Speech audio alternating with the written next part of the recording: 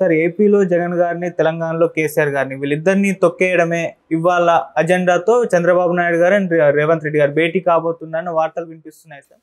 నిజంగా వాళ్ళ అజెండా అదే అయి ఉంటుందా? మరి దాన్ని వాళ్ళిద్దరు ఏ విధంగా ట్యాకిల్ చేస్తారంటారు సార్?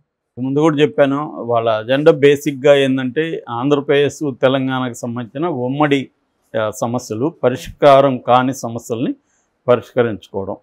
ఇక్కడ ఇద్దరు ముఖ్యమంత్రుల మధ్య చిన్న తేడా కనబడుతుంది. రేవంత్ రెడ్డి ఏమో నాకు తెలంగాణ ప్రయోజనాలే ముఖ్యం అంటున్నాడు, కానీ చంద్రబాబు ఏమో నాకు ఆంధ్ర ప్రయోజనాలే ముఖ్యం అనట్లేదు. నాకు రెండు రాష్ట్రాలు ఒకటే, తెలుగు ప్రజలందరూ బాగుండాలా ఈ మాట మాట్లాడుతున్నాడు. దాంతో ఆల్రెడీ నమస్తే తెలంగాణలో పెద్ద ఎత్తున రాశారు.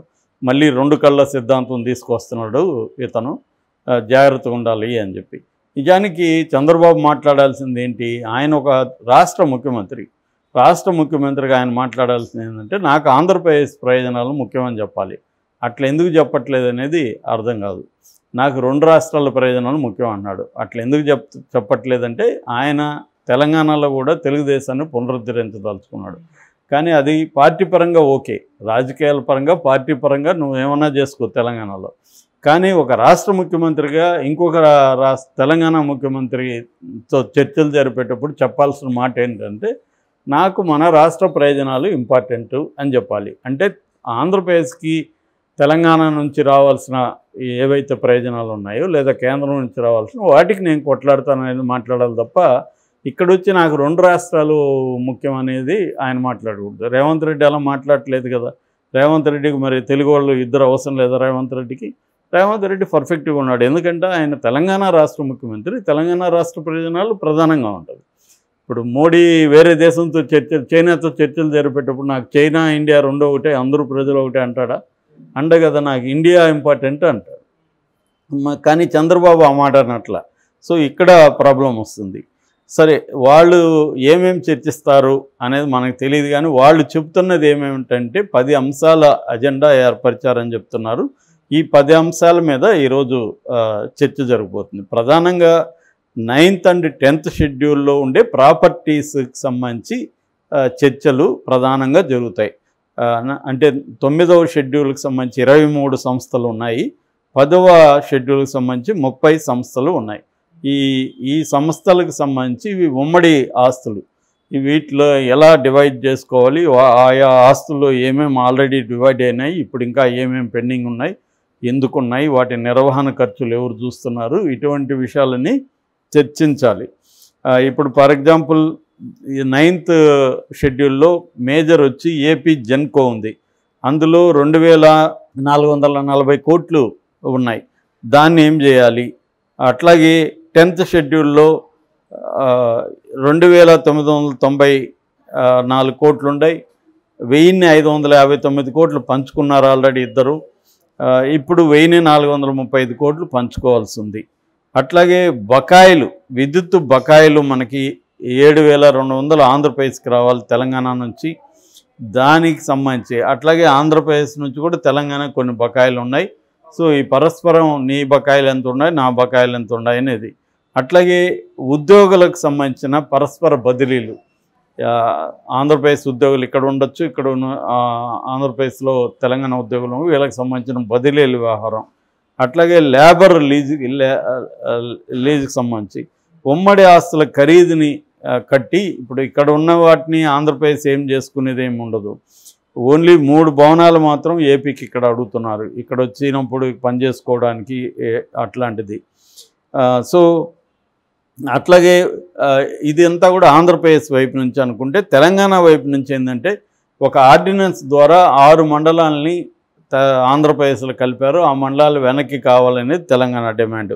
అట్లాగే టీటీడీ పాలక మండలిలో తెలంగాణకు కూడా భాగస్వామ్యం ఇవ్వాలి అనేది ఒక డిమాండు. అట్లాగే దర్శనాల్లో తెలంగాణ కోటాకు కూడా పెంచాలి అనేది ఒక డిమాండు. ఇక ఇక్కడ పోర్టులు లేవు కాబట్టి తెలంగాణకు సంబంధించి ఇంపోర్ట్ ఎక్స్పోర్ట్లు జరుగుతాయి కాబట్టి ఇది ఆంధ్రాలోనే జరగాలి. ఆంధ్రాలో జరిగినప్పుడు కృష్ణపట్నం, మచిలీపట్నం, గంగవరం పోర్టులలో తెలంగాణకు సంబంధించిన ఇంపోర్ట్ ఎక్స్పోర్ట్లలో వాటాని క్లియర్గా డిసైడ్ చేయాలి అనేది కూడా వీళ్ళు అడుగుతున్నారు. అట్లాగే కృష్ణా జలాలు మొత్తంగా 8,117 8,011 టీఎంసీలు ఉన్నాయి. వాటిని పంపకాలకు సంబంధించి కూడా అడుగుతున్నారు. అట్లాగే మన సాగర్ ప్రాజెక్టు, నాగార్జున సాగర్ ప్రాజెక్టు సంబంధించి ఆల్రెడీ గొడవలు ఉన్నాయి.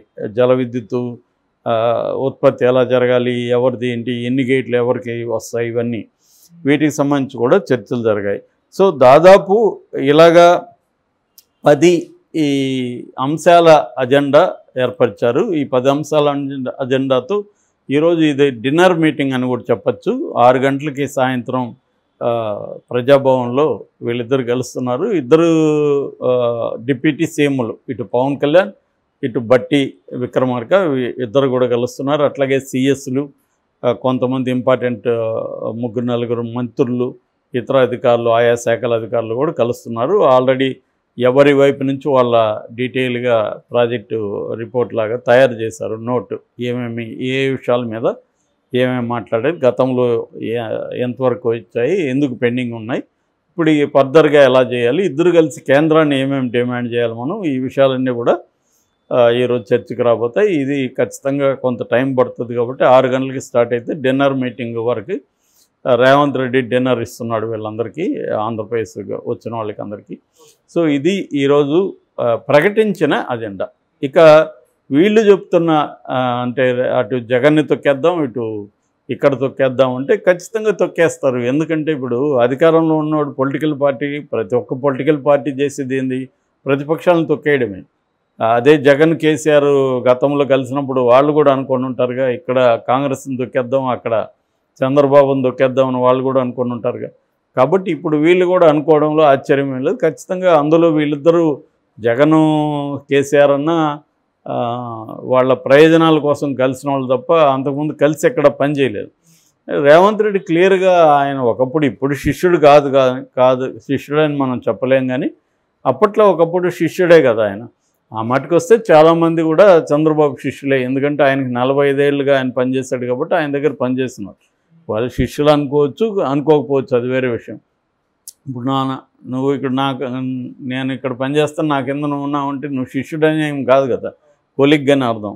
సో అలాగా వాళ్ళు కూడా కొలిగ్స్ అని చెప్పచ్చు. ఏదేమైనా వాళ్ళిద్దరి మధ్య అనుబంధం ఉంది. ముఖ్యంగా ఓటుకు నోటు కేసులో ఇద్దరు దొరికారు. అప్పుడు కూడా ఆయన మా బాస్ అని చాలాసార్లు చెప్పాడు. ఏదేమైనా ఆయనకి ఒకప్పుడు బాసు, ఇప్పుడు ఈక్వల్గా ఇదయ్యారు. సో వాళ్ళిద్దరూ ఒక సిగ్నల్ పంపిస్తున్నారు, మేమిద్దరం ఒకటే. అంటే రేవంత్ రెడ్డి చంద్రబాబు గెలిచే వరకేమో కొద్దిగా దూరంగా ఉన్నాడు, గెలిచినాక క్లోజ్ అవ్వడానికి ప్రయత్నిస్తున్నాడు. జగన్ మీద యాంటీగా మాట్లాడడం, జగన్ని ఈయన వ్యతిరేకిస్తూ యాంటీగా మాట్లాడాల్సిన అవసరం లేదు కానీ మాట్లాడడం, ఇవన్నీ చూస్తుంటే చంద్రబాబుకు దగ్గర అవుతున్నాడు. ఒక కాంగ్రెస్ సీఎం లాగా బిహేవ్ చేయట్లేదు. ఎందుకంటే ఇప్పుడు తెలంగాణ కాంగ్రెస్ సీఎం, కర్ణాటక కాంగ్రెస్ సీఎం ఇప్పుడు అలా మాట్లాడలేదు కదా జగన్ మీద కానీ ఇంకొక దాని మీద, ఈయన ఎందుకు మాట్లాడాడు అన్న ఇది కూడా వస్తుంది క్లియర్గా ఎందుకంటే ఇక్కడేమో ఆంధ్ర రాష్ట్రాలకి పరస్పర డిపెండెన్సీ కానీ అనేక విషయాల్లో ఉంది. రాష్ట్రాల గవర్నమెంట్ పరంగా ఉంది, ప్రజలకు సంబంధించి కానీ వివిధ రాజకీయ నాయకుల ఆస్తులు కానీ. ఇప్పుడు జగన్ది కూడా ఇక్కడ ఉంది. ఆల్రెడీ జగన్ ఇంటి ముందు ఈయన కూలగొట్టించాడు కదా రేవంత్ రెడ్డి. క్లియర్గా కూలగొట్టిన అధికారిని ఫస్ట్ కావాలని సస్పెండ్ చేసి మళ్ళీ ప్రమోషన్ ఇచ్చారు. అంటే అర్థం ఏమిటి, రేవంత్ రెడ్డికి తెలియకుండా జరిగే ప్రసక్తి లేదు కదా.